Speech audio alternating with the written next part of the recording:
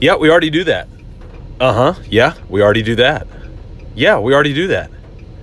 Hey, it's Scott Beebe with the Business on Purpose podcast, where we're here every week, every time, every day, liberating you from the chaos of working in your business. That was the feedback that I was just given from a heroic small business owner when he sat down to talk with his team about implementing a new process. And as he was laying out the details, one of his team members kept saying, yeah, we already do that.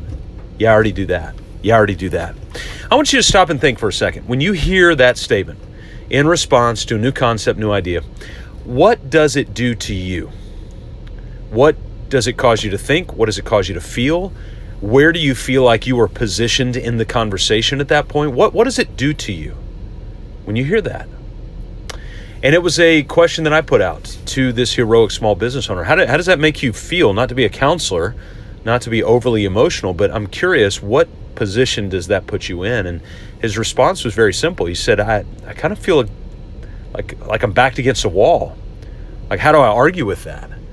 You know, it's the same as I went to seminary, many of you know, and I was a theology student, and I've spent a lot of time in the church world, and sometimes somebody will say, well, we're going to do that because God told me to do that. It's awesome if he did. But if there's any divergent thought on that at all, how is that supposed to come out? Because that's kind of an ace card. Well, I already do that is kind of an ace card. And we've got to be very, very careful before trying to play the ace card of I already do that.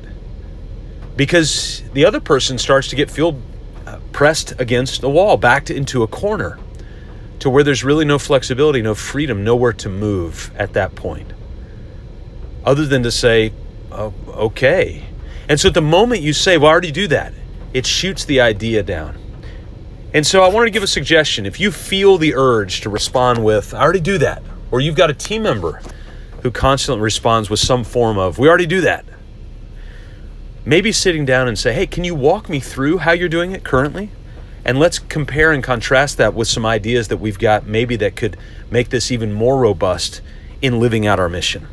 Tie it back to the mission. Well, that's great that you're already doing that. Can you walk me through the details of that, number one? And number two, can you walk me through how the way that we are doing it is tied to the mission of how we want to do it and how we really need to be serving the people that we're serving?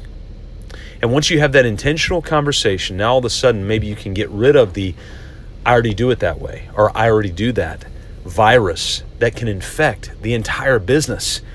Because it will infect and it will spread if it's not thoughtfully captured and taught out through teaching. So instead of, I already do that, maybe you can respond to, hey, this is how we currently do something like that, but I wonder if there's a better way. That's responding with an eye on mission. And you go back to that with the mission of the business that you're in and see if you can come up with a better way. So let's put that to bed. Let's put the I already do it. I already do that. Let's put that in the grave. And instead, let's pick up. Let's see how we identify with the mission and make sure we tie that back to say, hey, is there a better way? Maybe so. And let's find it.